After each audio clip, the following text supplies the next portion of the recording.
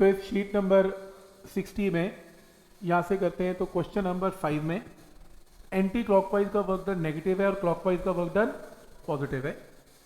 तो जब मैं नेट वर्क डन करूँगा तो क्लॉकवाइज का एरिया बड़ा है, तो net work done is positive है। इसके अंदर ये बताना है कि किसका प्रेशर बड़ा और किसका प्रेशर छोटा है। तो मैंने एक लाइन खींच ली। लाइन खींचने का ये मतलब होता है कि तुमने दोनों पॉइंट्स का टेम्परेचर सेम कर दिया। अब जब टेम्परेचर सेम कर दिया तो उस केस में यहाँ का प्रेशर और यहाँ के प्रेशर का क्या अफेक्ट होगा, ये क्वेश्चन है। अब मुझे पता है कि P V is equal to N R T. तुमने टेम्परेचर क्या कर दिया, कांस्टेंट कर दिया। एन आर की वैल्यू भी क्या है, कांस्टेंट है। तो क्या बना, P जो है इनवर्सली प्रोपोर्शनल टू क्या हो गया, V। तो इस पॉइंट का वॉल्यूम कम है तो इसका प्रेशर ज्यादा है। तो P1 का प्रेशर P2 से ज्यादा है। गलत है, P1 का प्रेशर P2 से ज्यादा है। क्या ये पॉइंट समझ में आ रहा है? ऐसा क्यों? क्योंकि टेम्परेचर मैंने कांस्टेंट कर दिया तो PV इक्वल टू nRT में V को तो देखना ही नहीं है, T को तो देखना ही नहीं है। तो बचेगा क्या, pressure inversely proportional to V बचेगा। तो इसको करेक्शन कर लेना है इसमें। क्वेश्चन नंबर 7 में आपके पास वो कह रहा है दो रास्ते हैं कि आप यहां से यहां चले जाएं। एक प्रोसेस नंबर A और एक प्रोसेस नंबर B। तो A रास्ते से भी जा सकते हो और B रास्ते से भी जा सकते हो। क्वेश्चन है डेल्टा Q1 डेल्टा Q2 और अमाउंट ऑफ हीट एब्जॉर्ब। तो A रास्ते से हीट एब्जॉर्ब डेल्टा Q1 है, B रास्ते से amount of heat absorb delta Q2 है। गिवन है, बस आपको ये बताना है किसकी हीट ज्यादा किसकी हीट कम। ए रास्ते और बी रास्ते में डेल्टा यू की वैल्यू सेम रहेगी। क्यों? Delta U internal energy is a state function. ये रास्ते पे डिपेंड नहीं करती, इनिशियल और फाइनल पोजीशन पे ही डिपेंड करती है। तो डेल्टा यू इनका क्या रहेगा, सेम। तो ये तो आंसर हो नहीं सकते दोनों। डेल्टा U1 डेल्टा U2 के इक्वल होगा। अब मुझे पता है कि डेल्टा Q होता क्या है, delta U plus delta W। अब क्योंकि ये तो सेम है दोनों में, तो जिसका वर्क डन बड़ा होगा उसका डेल्टा Q बड़ा होगा। वर्क डन किसका बड़ा होगा, जिसका ग्राफ का एरिया बड़ा होगा। एरिया किसका बड़ा है, A का। A का एरिया बड़ा है तो A का वर्क डन बड़ा है, तो A का डेल्टा Q भी बड़ा है। इसलिए आंसर क्या मार्क होगा, delta Q1 greater than delta Q2। Method समझ में आ रहा है यहाँ तक कि क्या ग्राफ मार्क होगा। डेल्टा Q1 डेल्टा Q2 से बड़ा है और डेल्टा U दोनों में एग्जैक्टली सेम है। कोई डाउट इसमें? ठीक।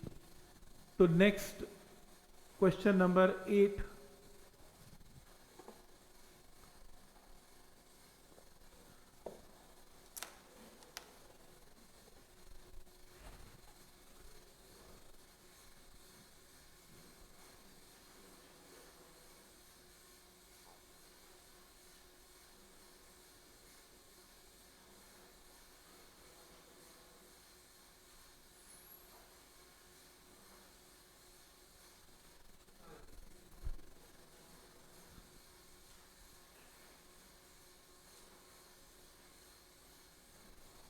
देखो इस क्वेश्चन को।